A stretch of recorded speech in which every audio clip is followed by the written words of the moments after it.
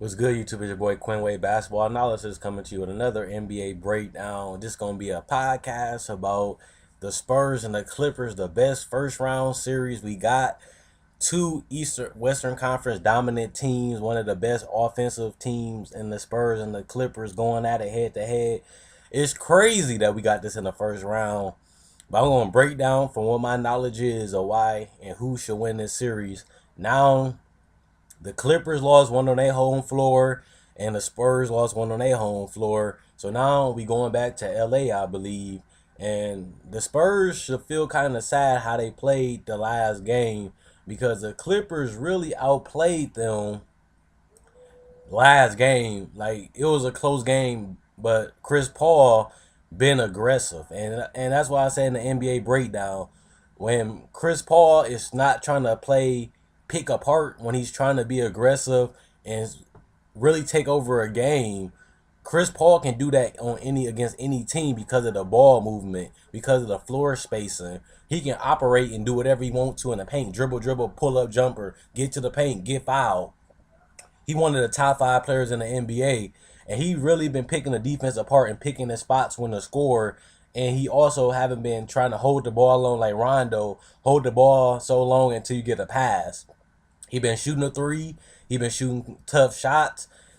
Chris Paul playing with a whole lot of confidence, and that's what I like about him in this series. He playing like he ready to go to the Western Conference Finals, and if he wants to do that, he has to continue to play the way he's been playing, and he been playing phenomenal. And I gotta give him credit. I love the way Chris Paul has played in the first, the second, in game one. Chris Paul has really been in attack mode. But can he play like that for the rest of the series? We gonna have to see because he already had one bad game three, which he laid a horrible egg. But Chris Paul, that's gonna be the best part. If he can stay attacking and picking the defense apart, it's gonna be hard for the Spurs to contain him and hard for the Spurs to win this series. Another thing, Blake Griffin. He became an all-around player with his playmaking, his scoring, his ability to shoot, and his versatility on the offensive end. And he actually been rebounding 13.3 a game. He rebounding better than DeAndre Jordan. So he really been attacking the paint and attacking the glass. And he's been playing very aggressive. And he really been picking apart the defense and picking the spots when to score too. I love the way Blake Griffin has been playing. He's playing like a top 10 player. And I really can't say that for Blake Griffin all year. I didn't feel like Blake Griffin was playing like a top 10 player all year. That's just my opinion. But in the playoffs, he really stepped up. In 3 of the 4 games, he really stepped up and been dominant. He really showed that he's one of the best players in the league, and the star power has really been helping the Clippers win this series with Chris Paul and Blake Griffin. DeAndre Jordan, who I got a breakdown coming up, him and Blake Griffin coming up tomorrow. I'm about to show you why they just so hard to guard because of the pick and roll and the ability to, because Blake Griffin can ball handle and he an excellent passer, and Chris Paul the same. They can keep their dribbles alive and they can get anywhere they want to on the floor because of their ball handling and they basketball IQ. And it's beautiful to watch the Clippers play. Then you got JJ Redick stepping up and knocking down his jump shots. He was streaky in the beginning of the season, but in this series he's been consistent, coming off the screen, knocking down the spot up jumpers, knocking down the spot up threes.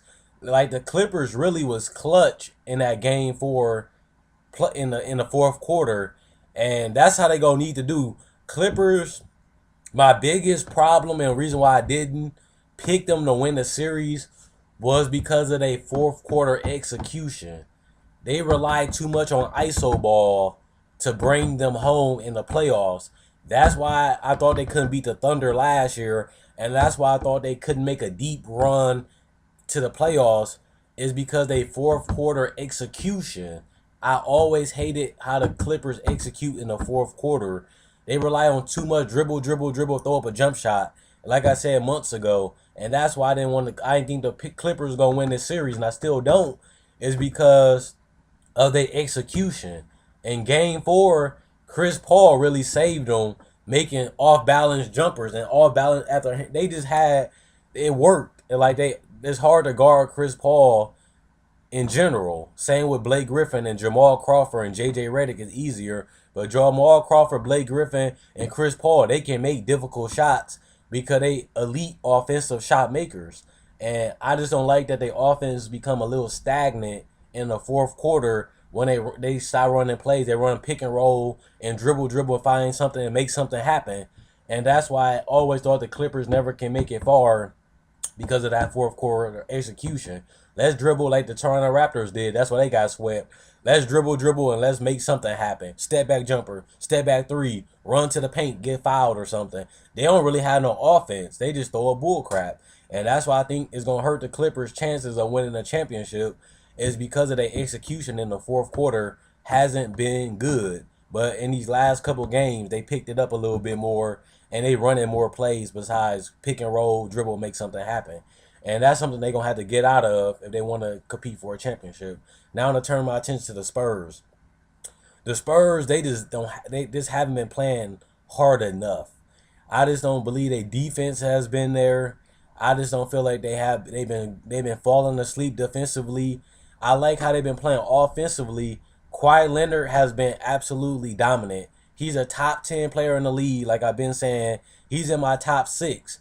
I got Kawhi Leonard as one of my top 7 players in the NBA because he's putting up rebounds, 6, 7, 8 rebounds, 2, 3 steals, 25, 26 points every game. But he's shooting efficiently, over 45% from the field. He's dominating, but he's doing it efficiently, and he's doing it on both sides of the floor.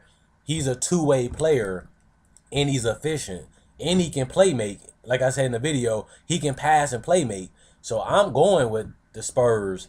I just think Greg Popovich, like he did in Game 3, and another thing about the Clippers, they just playing way too many minutes. It's just gonna be hard for them to stay playing this good. Like the reason why they won that game is because Jamal Crawford and Austin Rivers gave them a lot of good minutes, but they really can't rely nothing on their bench.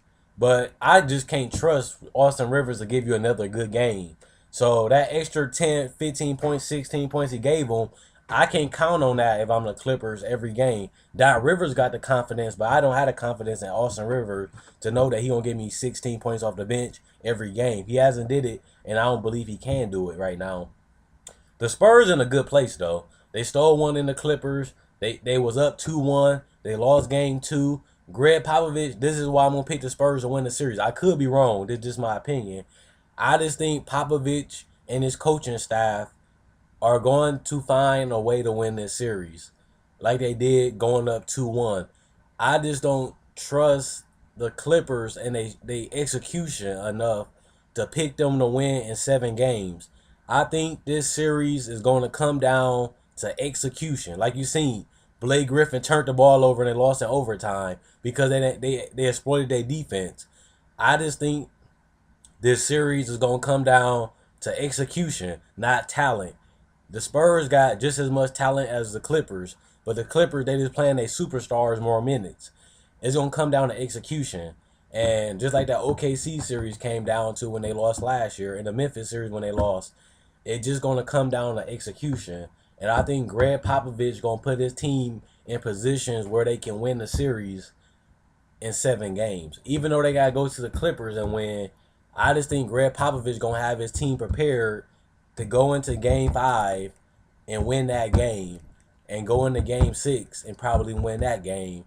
If they can't win Game 6, I think if I had to pick a coach, I'm going to go with Greg Popovich to make the right decisions, have the right game plan to stop the Clippers.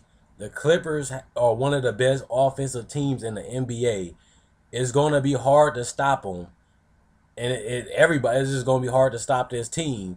But if you can make them work and make them take tough shots and execute them on the defensive end like they did in Game 3 and Game 2 when they won, if you can get your stops, and make them work defensively while they still playing a lot of minutes, you can make them work and they're going to be tired.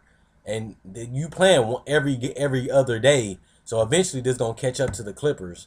I think the execution is the reason why the San Antonio Spurs going to win. And Tony Parker's health has been in question, but Patty Mills has stepped up, and Patty Mills is a 3-point threat.